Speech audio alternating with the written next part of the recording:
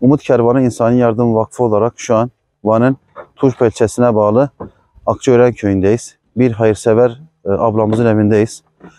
Ablamız bizi arayarak bahçesindeki tüm elmaların gelirlerini Gazze'ye başladı. Bizi aradı. Biz de ekibimizi alarak şu an ablamızın bulunduğu köye geldik. Elmaları topladık.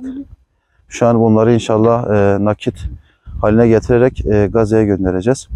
Buradaki ablamızla görüştük. Kendisiyle Gazze hakkında biraz hasbihal ettik. Ablamızla da konuşmak istedik aslında da. Ablamızın ciddi manada Gazze'ye karşı bir duyarlılığı var. Kendisi çok duygulandı. Konuşamayacağını söyledi. Biz de şu an ablamızın içindeki sıkıntılarını size aktarıyoruz. Ablamız hakikaten Gazze'de yaşanan insanlık dramına karşı çok etkilenmiş.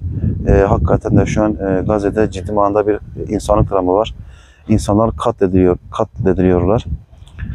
İnsanlık tamamen yok durumda.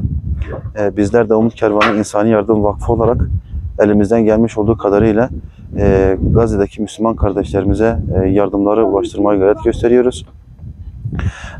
Yardımlarımız şu an sadece bunlara kısıtlı değil.